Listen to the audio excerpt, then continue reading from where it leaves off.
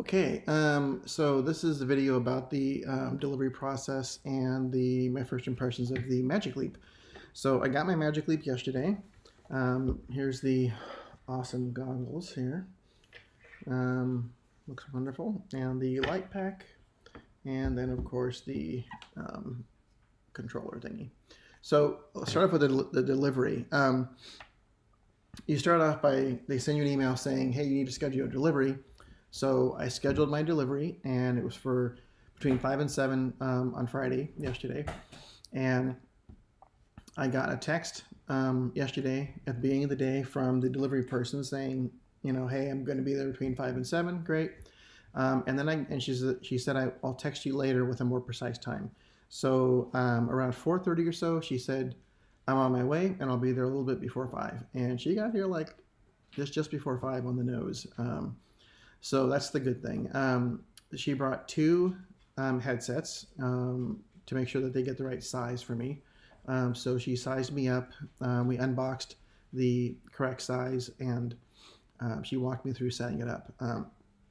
She was really knowledgeable. I have to give props to the company called Enjoy and their third party that Magic Leap hired.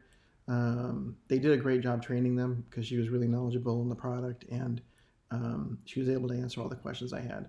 Now, I would say that most developers will be able to do probably 90% of what she walked me through on their own. I would have been able to do most of it on my own too, but there was a few things that I asked her that I didn't know that were kind of not easy to find. So anyways, like for example, the store for Magic Leap is called Worlds, I believe. And I wouldn't have known that if she hadn't pointed it out to me. So they walk you through one or two apps, and then it's kind of, I think that when they see that you're like having fun and jazzed and excited, they take off. So so that was the delivery. The delivery was awesome.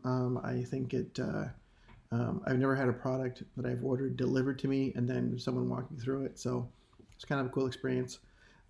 Definitely better than buying a car. That's true. That's for sure. So the headset itself, I'm sure you guys have all seen videos of this and how it's sized, and I'm not gonna put it on because I'm sure you've all seen people wear these things.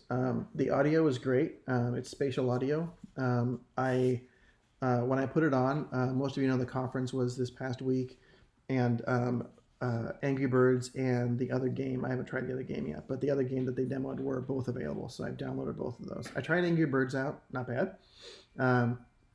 The other things I've tried out were the Create app, where you drag a dinosaur out on the table and it walks around and it'll fall off tables and wander off, and you can put fish in the air and they'll swim around. And I haven't figured out yet how to record what I see, but as soon as I do, I will post a video of that.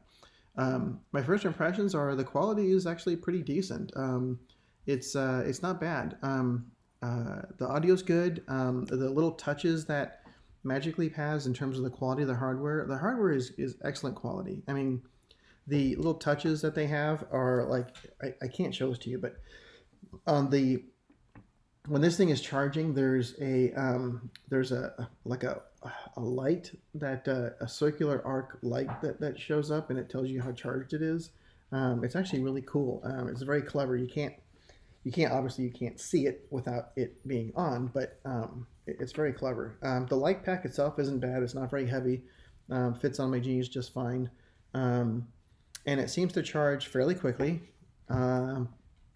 This controller is also rechargeable, and it's got a pretty good weight behind it. It's very well balanced. I sometimes forget that I need to turn this on as well. But the quality of the materials, the headset's a little strange to wear because you kind of have to, the way that they tell you how to wear it, you kind of have to wear it like this. So it's kind of like, imagine it being kind of up in the back of your head there. So you get used to it, but it's a little odd.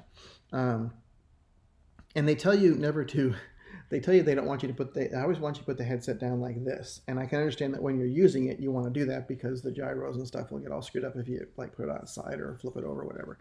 But I imagine that they had to get this here somehow. So they didn't carry it here like this. So I'm sure it can be on its side.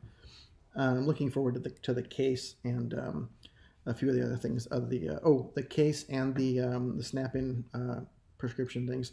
Now my vision's not terribly bad, so I was okay with having to take my glasses off. Um, I can't wear contacts, but so the good news is that I think that this is in terms of I had a HoloLens before, and in terms of comparison to HoloLens, the quality of the image is comparable, if not better. Um, the the field of view is better, definitely better. They also handle it better because when you're the clipping better. So when you're looking at something and then you turn your head and it goes out of view, it doesn't just get cut off. It actually kind of fades out, and it's I like the way they did that. Um, okay, now for the not so good. So in the not so good, and I think that these are things that can be improved with software. The meshing is not as good as it was on HoloLens. I it often complains about this room's too dark or there's too many shiny surfaces or it has a hard time meshing things. So conditions have to be not perfect, but conditions have to be ideal for it to mesh the room correctly. Um, so that's not, I mean, that's not terribly bad, but I have to say HoloLens was much more flexible in that respect. The only other complaint that I have so far is the startup time. Um, you hold down the button on the light pack to start it up, and you're sitting there for, I don't know, it seems like 5 minutes, but it's not. It's probably more like a couple of minutes, like maybe a minute or two. HoloLens did start up much faster. This thing starts a little slow. I wish it would start faster. And of course, that can be improved with software as well. Um, the the browser works pretty good. I haven't really had much of a chance to, like I said, I've only played around with this for like 3 or 4 hours, so I haven't tried all the games, haven't tried all the apps, but I intend to do so. So, anyways, my first impressions are this is pretty cool. I have to say, in terms of the fit and finish, I think it's better than HoloLens. HoloLens was pretty heavy on my head. This is the light pack. The way they have this set up, so the light pack is on your hip and this is on your head. This cord is pretty hefty, and it's a little stiff, but I think that's just because it's new. So I'm sure that'll change over time. But it's comfortable to wear. I can picture myself wearing this for a good hour or two, or more. The battery life they say is, she said 90 minutes, but I think this will last longer than 90 minutes. I'll have to let you know. But the controller is good. I just think that some of the intuitiveness they need to work on. There's like I didn't know how to close an app. It took a little bit for me to figure out how to close an app, and she didn't know how to close an app either. And she said that when you would open up one app, the other app would close, which isn't exactly true. But I did figure out how to close an app, and so to close an app, I think you hit the bumper, the little bumper button here, this one. So I mean, in terms of the hardware and the fit and all that stuff, it's great. There are just some things that need to be addressed via software updates. So I'm glad that they can all be fixed via software updates, because I really wouldn't want to toss this hardware and get something new. This mechanism actually works really well. It's surprisingly nice and comfortable and tight. I haven't tried. It has Bluetooth, and I want to see if I can hook my AirPods up to it. I don't know if I can. And I also haven't used the iPhone app.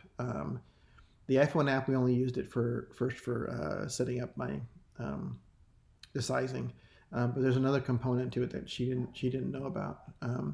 And basically, you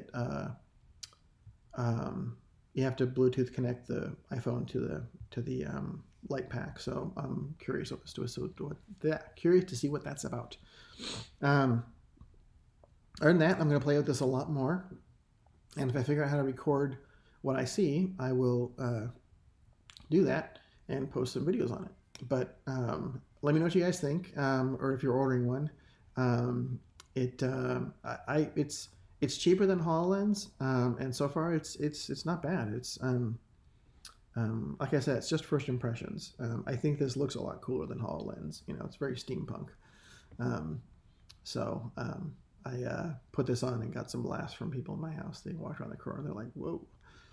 So, anyways, let me know what you guys think in the comments, and if you have any questions, let me know, and I can hopefully answer them. Thanks.